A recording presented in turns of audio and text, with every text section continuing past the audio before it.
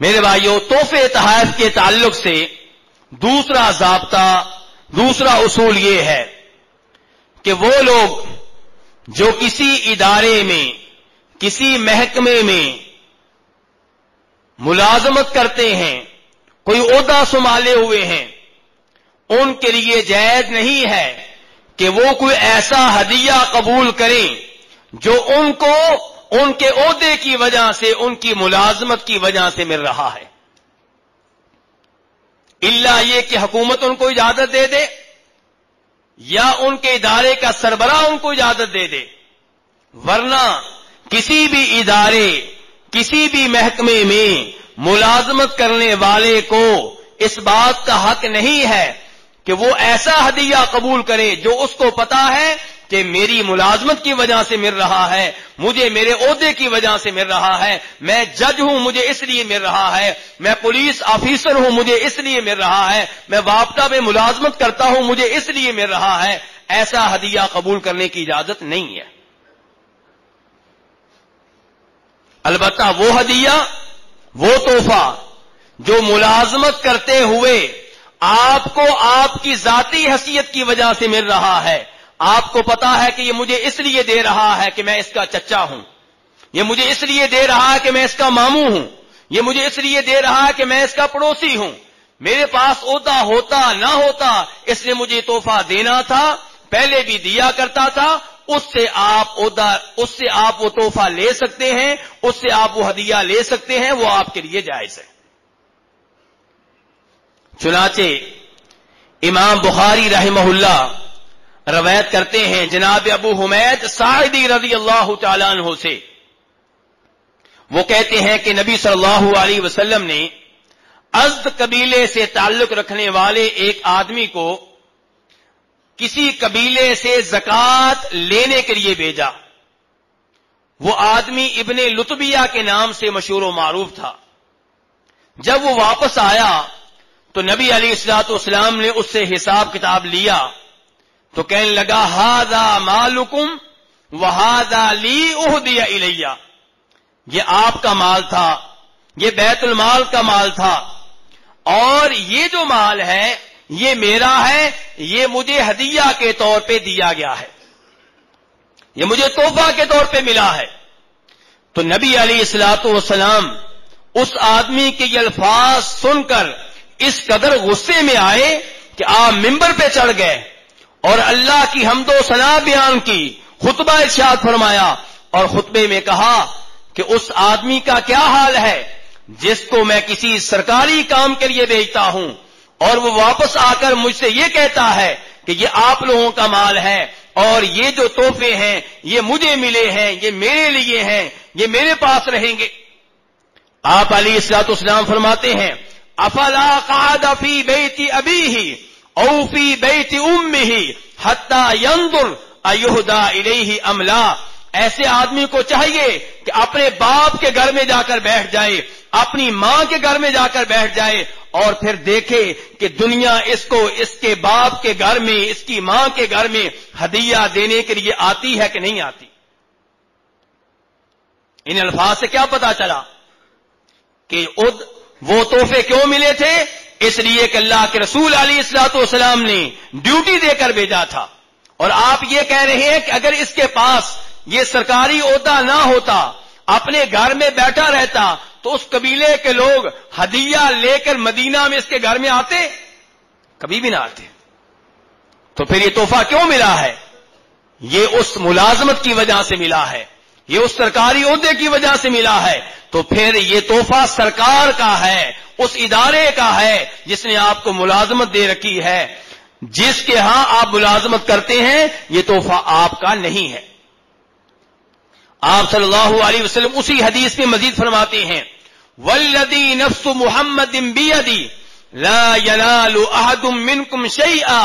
الا جاء به یوم القیامہ یحملہ علی عنقی بعیر لہ رغاء او بقرۃ لہا خوار او شاۃ تیعر، اس ذات کی قسم جس کے ہاتھ میں محمد کی جان ہے صلی اللہ علیہ وسلم، جس کسی نے ایسا ہدیہ اپنی جیب میں ڈال لیا اپنے گھر میں لے گیا، اپنی بیگم کو دے دیا، اپنے بچوں میں تقسیم کر دیا، وہ یاد رکھے جب روز قیامت آئے گا یہ ہدیہ اس کی گردن پہ ہوگا۔ اگر اس نے ہدیہ کے طور پہ اونٹ قبول کیا تھا، یہ اونٹ اس کی گردن پہ ہوگا اور بلبلا رہا ہوگا۔ گائے ہدیہ کے طور پہ قبول کی تھی، اس کی گردن پہ ہوگی، ڈکار رہی ہوگی۔ بکری کو ہدیہ کے طور پہ قبول کیا تھا، اس کی گردن پہ ہوگی، ممیا رہی ہوگی، اور پھر روز قیامت مجھے دیکھ کر کہے گا یا رسول اللہ اغثنی، اے اللہ کے رسول میرے غوث بن جائیے، میری مدد کیجیے، میں پھنسا ہوا ہوں، میں مصیبت میں مبتلا ہو چکا ہوں، آپ کی مدد کا محتاج ہوں۔ میں آگے سے کہوں گا لا